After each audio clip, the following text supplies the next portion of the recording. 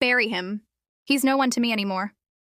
Hadi's voice trembled through the silence, cold, cracked and heavy with pain. Hadi, Haya whispered. Please forgive him. But forgiveness wasn't resting anywhere in Hadi's eyes, only the kind of emptiness that comes after too many goodbyes. The room felt smaller, darker. The doctor stepped out, avoiding her gaze. Haya's hope shattered before she could even ask. Doctor, my father will be fine, right? She begged. The old man in the bed tried to smile. My time's over, child. I've lived the last of my days. Don't say that, Abba, father, she cried, clutching his hand. You'll be okay. Please don't talk like this.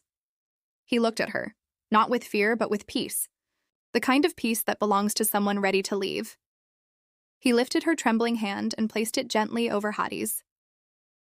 My dear Haya, he whispered, you once said you saw me as your father. So promise me this, you'll trust Hadi. Hold his hand through this life. The machines kept beeping. The air felt frozen in time. Haya shook her head in disbelief, tears streaming down. Abba, please. Don't leave me like this, but he didn't answer. He simply closed his eyes and the room fell silent. One soft breath, and then nothing. The rain began to fall outside, each drop tapping against the window like a farewell. Abba! Haya's voice broke through the quiet. I promised I'd never leave you. But there was no reply, only the echo of a heart that had stopped beating. Hadi stood frozen, his eyes red, his soul empty. I have nothing left now, he murmured. In that moment, grief became his only companion. And that is where the story begins. A story of a love that turned into a crime, and a crime that was never committed at all. Sometimes the body survives, but the soul doesn't. For Haya, that was the day her spirit died, and the world began to judge her for a sin she never committed. But who placed the blame on her, and why? Find out in part 2. Between truth and punishment. Days turned into nights, but for Haya, time had stopped the day her father took his last breath. The house that once echoed with prayers and laughter now stood silent, filled with memories that refused to fade. Hadi tried to stay strong, yet grief had carved its home deep inside him. Every corner reminded him of the man who had trusted him, and of the promise that now felt like a curse. One evening, Haya sat by the window, holding her father's ring in her hand. He made me promise, she whispered, her voice trembling, but how do I hold on to someone who's slipping away? Hadi entered quietly, his eyes tired but kind. You're not alone, Haya, he said softly. I'll take care of everything, and of you, of this house, of his dreams. But she turned away. Taking care of me won't bring him back. Nothing will. The silence between them grew heavier with every passing day. What began as sympathy started turning into something deeper, something neither of them dared to name. Then, one stormy night, everything changed. A loud knock echoed through the house. Police officers stood at the door, rain dripping from their coats. Hadi Ahmed? One of them asked sternly. Yes, he replied, confused. You're under arrest for the murder of Mr. Rahman. Haya froze. What? That's impossible. My father, he died of illness. But the world had already chosen its truth. Witnesses claimed Hadi had argued with her father over property just hours before his death.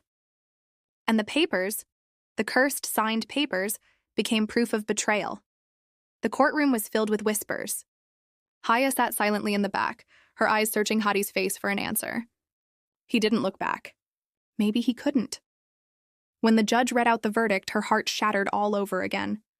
Hadi Ahmed is sentenced to 14 years of imprisonment. Haya felt the world spin around her. The man who once promised to protect her was now the one accused of destroying everything she loved. But somewhere deep inside, her heart whispered, he's innocent. When truth is buried under lies, love becomes the biggest casualty. Haya must now choose to believe what the world says, or to fight for the man everyone calls a murderer. The answer lies ahead in part 3, the price of innocence.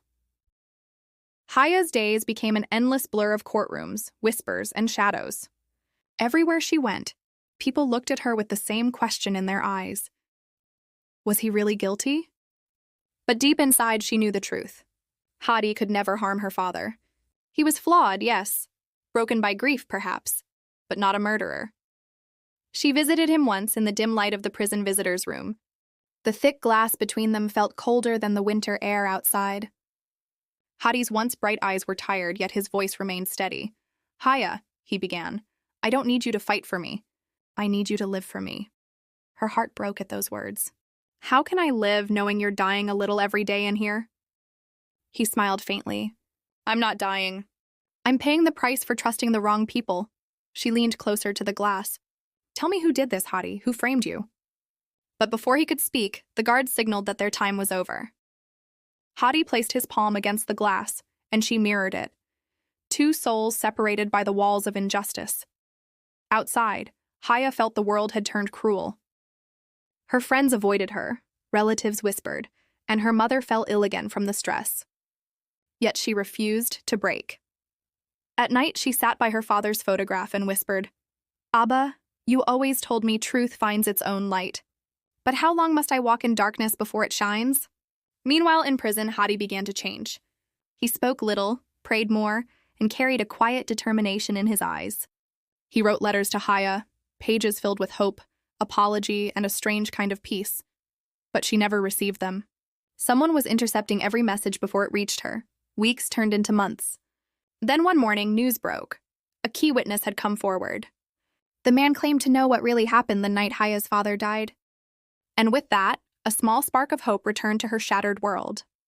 Sometimes innocence isn't enough. You must fight for it. With the truth finally stirring from the shadows, Haya prepares to face the world once more. But what she's about to uncover will shake the foundation of everything she believed in. Stay with the story in Part 4, The Shadow of Betrayal.